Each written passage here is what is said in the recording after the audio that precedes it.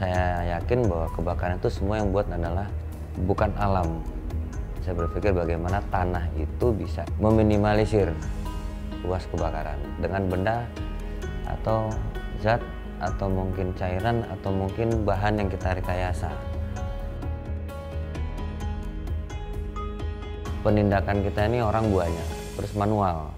Di tepi dekat ini bisa pakai sarana elektrik atau engine atau mobile, tapi ke depan sulit, bergantung sama heli. Untuk mencapai kita ke sana kan kita butuh BBM. Nah, dari kendala-kendala permasalahan yang ada itulah saya coba cari solusi dengan aspek pandang saya. Pertama, bagaimana pendekatan saya secara alam, kemudian yang kedua secara sosial, yang ketiga secara teknologi. Nah, pendekatan sosial apa yang sudah bisa kita kerjakan, kemudian pendekatannya alam bagaimana, dan pendekatan ke teknologi itu tadi dengan prinsip ada di depan, cepat terdistribusi, dan murah. Plusnya ini ramah lingkungan, karena gimana pun juga tanah itu kan pasti jadi sumber semua kan. Nah, saya berpikir coba yang prospektif dalam waktu 2 bulan.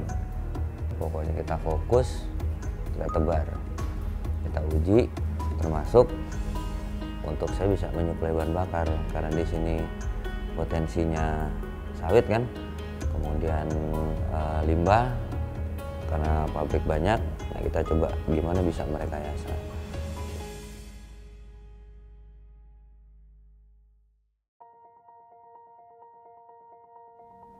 Jadi Bios 44 ini dibuat terkait daripada pengalaman sering terjadinya kebakaran lahan gambut.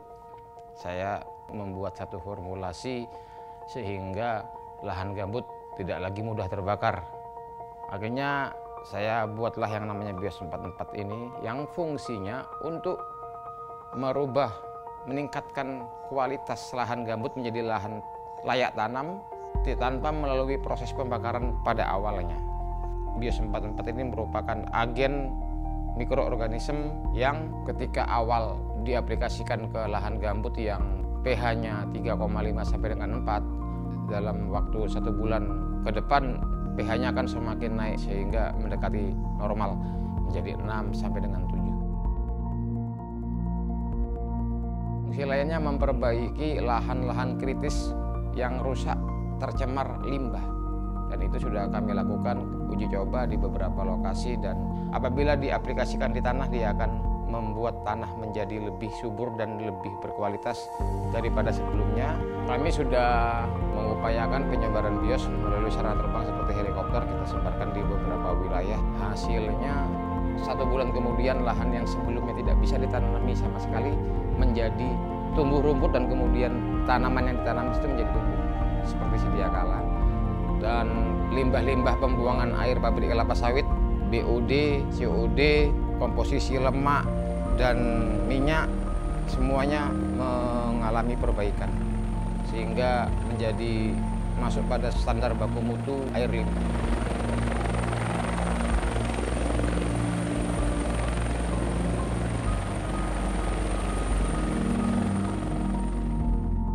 Formula pemadam api itu kami sebut Nusantara Gabo 44. Dia merupakan formulasi perpaduan antara beberapa bahan-bahan inti yang ketika dipadukan dengan alat tertentu dia akan berubah menjadi busa, dan dengan busa tersebut kita mampu memadamkan api dalam waktu yang sangat cepat dan singkat tanpa membutuhkan air yang banyak. dari segi harga, Nusantara Gapo 44 ini sangat murah.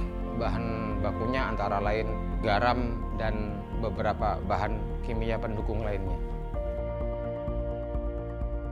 Gapo Oil 44 itu merupakan bahan bakar ekuivalen atau setara solar yang kita buat dari limbah seperti limbah oli bekas, ban bekas, plastik, buah busuk kelapa sawit, limbah-limbah dari pabrik kelapa sawit, yang mana daripada dia menjadi limbah yang mencemari, di sini kami konversikan limbah tersebut sehingga menjadi bahan bakar Gapo Oil 44 ini, yang biasa apabila mobil keluaran 2012 ke atas tuh emisinya sampai 20%.